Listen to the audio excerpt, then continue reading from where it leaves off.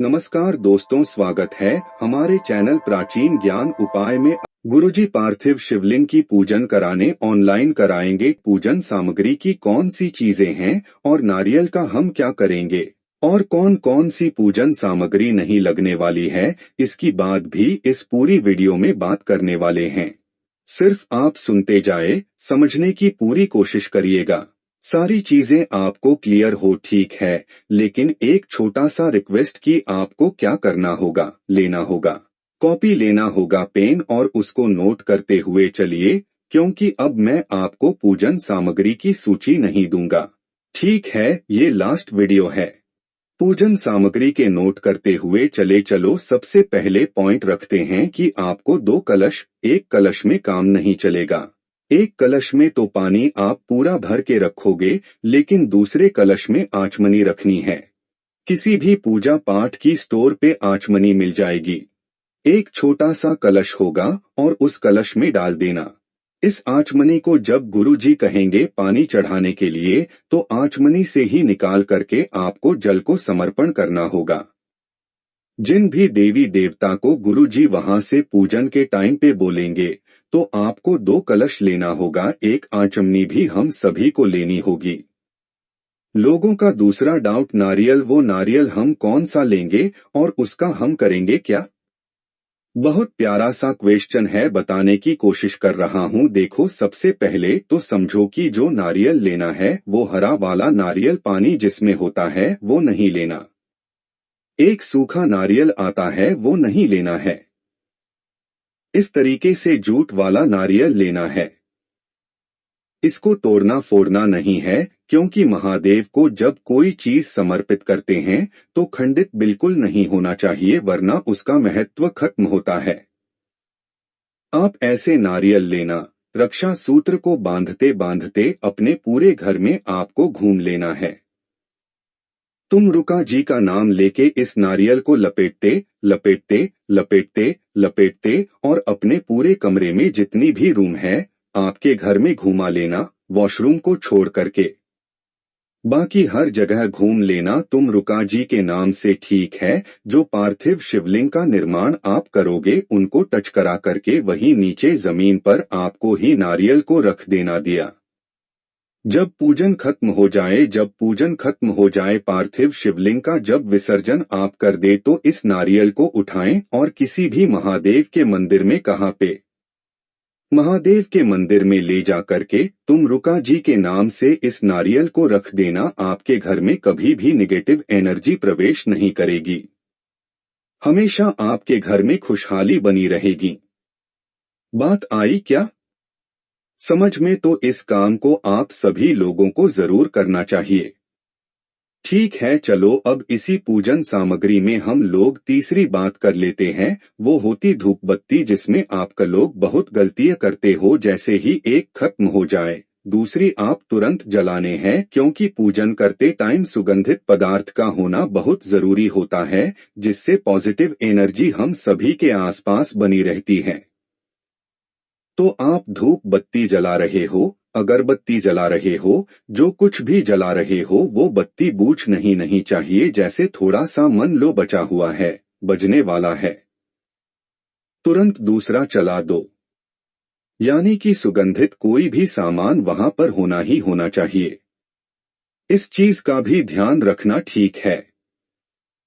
चलो चौथी डाउट और दूर करते हैं, और वो डाउट है दीपक को लेकर के, है ना।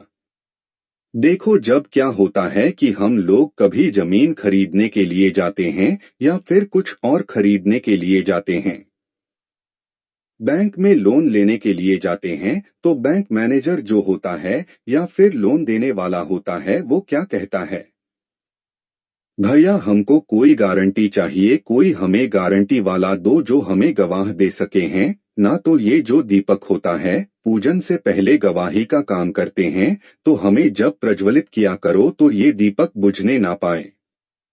सबसे पहले घी का दिया हमें जलाना होगा, और घी का दिया गोल बत्ती का जलाना, और जब तक आपकी पूजन चल रही है, आरती नहीं हो जा रही है, यह दीपक जो है बुझना नहीं चाहिए। ठीक है, क्योंकि ये जो काम करेगा दीपक वो है गवाही का, क्योंकि ये दीपक देवता क्या करेंगे? महादेव को बताएंगे भैया हमने सुन रखा है, ये जो इंसान है आपसे आराधना कर रहा है, प्रार्थना कर रहा है, इसने पूजन आप ही की है। मैं इसकी गवाही देता हूं। तो ये जो दीपक देवता होते हैं, पूजन से पहले जब हम लोग जलाते हैं तो ये गवाह का काम करते हैं।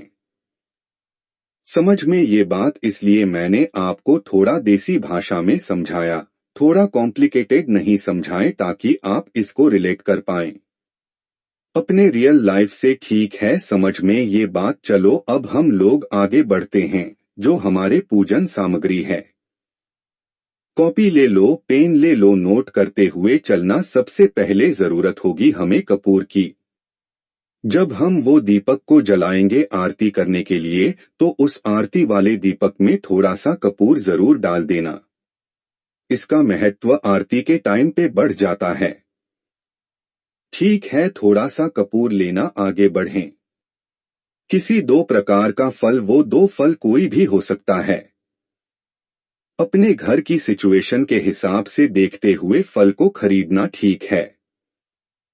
इस चीज का ध्यान रखना, चाहे जो भी फल आपको पसंद हो, दो फल ले लेना। आगे बढ़े। दो फल मतलब दो तरीके का फल है, ना दो तरीके का फल। इसी तरीके से मिठाई की बात करते हैं। थोड़ा थोड़ा करके दो तरीके की मिठाई, या फिर मिठाई में आप एक तरीका भी कर सकते हो। बहुत ज्यादा नहीं, थोड़ा सा मिठाई ले लेना। ठीक है, आगे बढ़े। फिर हमें लेना होगा, जब भी फूल की बारी आती है, सफेद फूल ज्यादा मात्रा में मिल जाता है। बहुत अच्छी बात है, क्योंकि पूजन के टाइम पे फूल चढ़ाना होता है। हर बार कहेंगे अक्षत लीजिए, फूल लीजिए लीजिए, तो ज्यादा मात्रा में फूल रखना ठीक है। ऐसा नहीं सब सफेद, ज्यादा अलग अलग तरीके से फूल ले लेना। आगे बढ़े। फिर हमें लेना होगा इस तरीके से गुलाब की पंखुड़ियों को, या फिर गुलाब के फूल को। ठीक है, यह आपके ऊपर डिपेंड करता है, ज्यादा से ज्यादा लेना। अगर पंखुड़ियां मिलती है, पंखुड़ियां ले, फूल मिलता है, फूल ले लो। ठीक है, जैसा मैंने आपको स्टार्टिंग बताया था कि सुगंधित चीज का होना बहुत जरूरी है, तो हमें इत्र की भी जरूरत पड़ेगी। परफ्यूम नहीं लेना। आज के टाइम पे क्या होता है, नया ट्रेंड निकला है। मैंने देखा है रुद्राभिषेक लोग कराते हैं तो फुसफुस वाला जो नहीं आता है, अलग अलग कंपनियों के वो परफ्यूम का इस्तेमाल करती हैं। वो मत किया करो। ठीक है, इस तरीके से इतना आता है। पूजा पाठ वाला बोले फिर बढ़े। आपको लेना होगा इस तरीके से सुपारी। कितनी सुपारी लोगे? कम से कम 3 सुपारी आप सभी को लेनी होगी। ठीक है, चलो आगे बढ़े। फिर हमें लेना होगा मूली, जिसको हम लोग बोलते हैं कलावा, ले लेना। उसके बाद लेना होगा शमी के पत्ते। अब कहोगे भैया शमी के कितने पत्ते हम लेंगे? तो शमी के पत्तों की यहाँ पर एक गिनती है, वो है 7। कितने? कम से कम 7 शमी के पत्तों को लेना। जितनी चीजें मैंने आपको बता रहा हूँ, काउंटिंग नहीं बताऊंगा, वो काउंटिंग वाली चीजों को तो अलग रखना है। बाकी इसके साथ कुछ एक्स्ट्रा किसी और थाली में रख लेना, क्योंकि जब मान लीजिए कि मैंने बताया कि आपको 21 पीस बेलपत्र की जरूरत पड़ेगी। ठीक है, अब 21 बेलपत्र के साथ साथ कुछ अलग से एक्स्ट्रा रख लेना है, क्योंकि वहाँ पे कहेंगे बेलपत्र चढ़ाएं, ये चढ़ाए, वो चढ़ाए। तब तो भैया आपने बेल पर गिन करके रखा है, इसी में से चलाओगे तो आपकी काउंटिंग गड़बड़ हो जाएगी। इसीलिए एक्स्ट्रा भी रख लेना कुछ। ठीक है, जरूर। फिर हमें लेना होगा थोड़ा सा काला तिल। यहाँ पर गिनती की कोई जरूरत नहीं है ना। फिर आपको लेना होगा इस तरीके से काली मिर्च। और जब मैं काली मिर्च की बात कर रहा हूँ तो आपको से नहीं, 21 काली मिर्च की आपको जरूरत होती है ना। फिर बढ़े आगे। आपको लेना होगा इस तरीके से चावल के दाने। देखो यहीं पे सारी चीजें समझ में आ जाएगी। कितने चावल के दाने? 8 चावल के दाने। लोग भी ज्यादा नहीं लेना है, मात्र 8 चावल के दाने लेना। 108 चावल के दाने तो अलग से काउंट करके देख लेना, रख लेना। लेकिन उसके साथ एक्स्ट्रा किसी थाली में आप चावल के दानों को रखना। क्यों?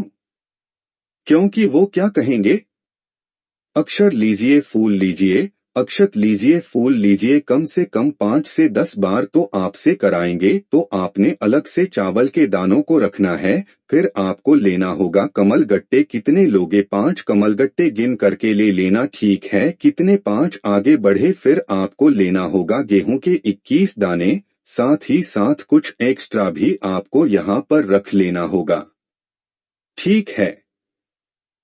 फिर आपको लेना होगा, आप अपने गले में अगर रुद्राक्ष की माला को डाल रखा है तो पूजन के टाइम पे रुद्राक्ष पूजन खत्म हो जाएगी तो महादेव की शिवलिंग के ऊपरी इस रुद्राक्ष को आप एक बार टच करा देना। जो रुद्राक्ष आपने पहन रखा है अपने गले में, ये रुद्राक्षा फिर से सिद्ध हो जाएगा, फिर से मजबूती आ जाएंगे, फिर से इस रुद्राक्ष के अंदर वही ताकत आ जाएगी। आपको लेना होगा मेहंदी के पत्ते। अब यहाँ पर एक जो बात बताने जा रहा हूँ, मेरी बात बहुत ध्यान से सुनना। आप ही लोग कहेंगे भैया क्या ये सामान एक इंसान के लिए, एक व्यक्ति के लिए? अगर हस्बैंड और वाइफ, पति पत्नी साथ में इस पूजन को कर रहे हैं तो आपको अलग अलग लेने की जरूरत नहीं है। एक ही सामान लेना और उसी के हाथ पकड़कर पूजन को कर सकते हैं।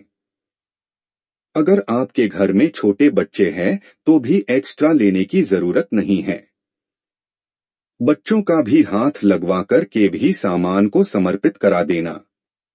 लेकिन अगर आपके घर में बड़े बच्चे हैं तो आप उनके लिए अलग सामग्री ले सकते हैं, क्योंकि पूजन सभी को बैठकर के पूरा परिवार साथ में करना है, ठीक है? अगर ये रही पूरी पूजन सामग्री की बात, बाकी जो भी और एक्स्ट्रा आपको लेना हो, धतूरा वगैरह ले सकते हो या फिर जो भी आपको चढ़ाना हो महादेव के शिवलिंग के ऊपर। जो चीज मैंने इसमें नहीं बताई वो सारी चीजें आप अलग से अपने अकॉर्डिंग अपने हिसाब से ले सकते हो, कोई उसमें इश्यू नहीं है, कोई दिक्कत नहीं है। तो यहाँ पर जो भी चीजें आपको पूछनी हो नहीं समझ में, ही नीचे कमेंट में पूछिएगा। इस वीडियो को शेयर जरूर करना है। वीडियो पसंद आई हो तो लाइक करिएगा। कुछ पूछना हो नीचे कमेंट में पूछे। जितनी भाई बहन मेरी आवाज पहली बार सुन रहे हैं चैनल को सब्सक्राइब करिएगा। ओम नमः शिवाय, जय महाकाल, हर हर महादेव।